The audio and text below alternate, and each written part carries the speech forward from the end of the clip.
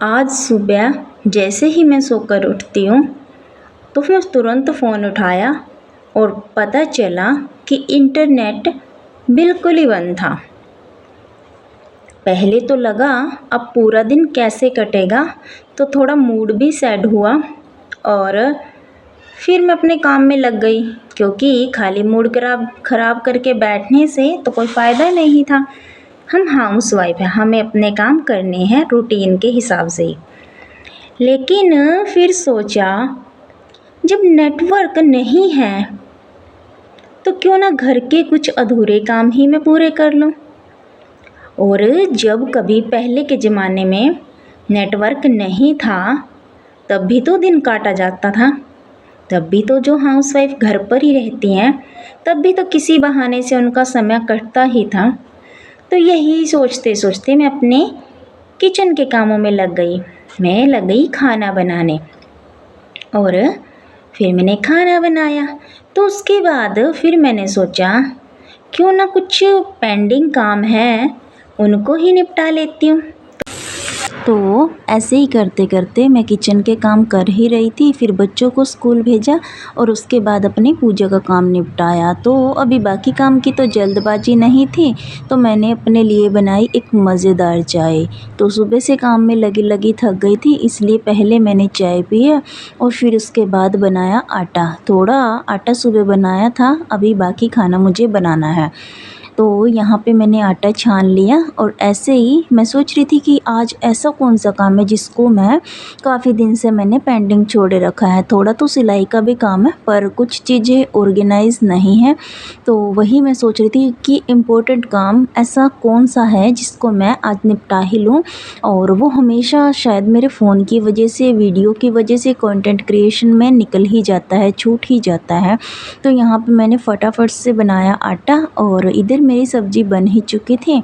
तो हस्बैंड के लिए भी खाना बनाना था और मम्मी के लिए भी और अपने लिए भी। तो पहले तो मैंने आटा बना के रखा, सब्ज़ी बनने के लिए चढ़ा दी और बस मुझे ये था फटाफट से कि एक बार किचन वाले काम निपट जाएँ, तो फिर उसके बाद मैं अपने पेंडिंग कामों को पूरा करने लगती। तो मम्मी को और हस्बैंड को खाना खिला के मैं अपने काम से फ्री हो चुकी हूँ। तो सबसे पहले मैंने मंदिर से ही शुरुआत करी, क्योंकि जोत भी जो है अभी शांत हो चुकी थी। तो मैंने मंदिर की एक एक चीज़ को डीप क्लीन किया है और वापस से फिर से मंदिर में रख दिया है, सब कुछ धो के साफ़ करके।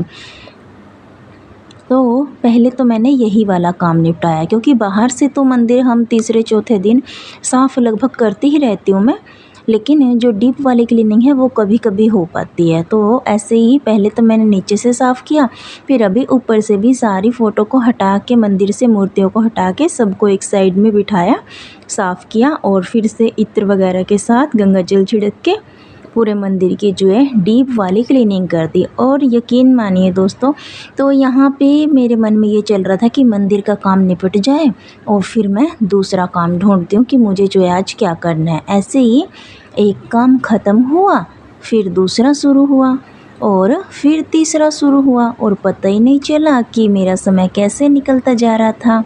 और फिर मैं यहाँ पे दोपहर के भोग की तैयारी कर रही थी ठाकुर जी के लिए। मैंने मंदिर में जोत लगा दी थी गाइस, क्योंकि जैसे दोपहर में मैंने सफाई करी थी ना, तो मैं एक बार जोत लगा देती हूँ।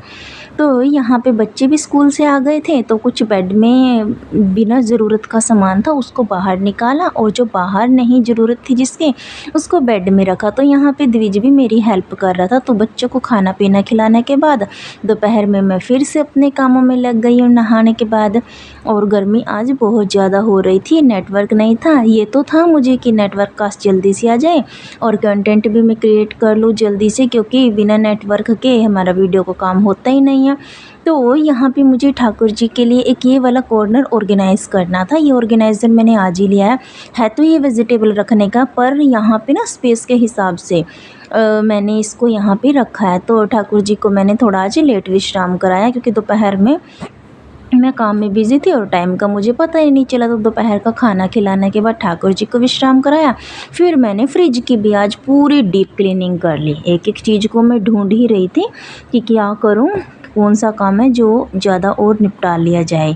तो यहाँ पे मैंने फ्रिज की डीप क्लीनिंग कर ली, जो भी फ्लावर पॉट थे सभी को धो के साफ़ करके सुखा के मैंने उनको उनकी जगह पे रख दिया।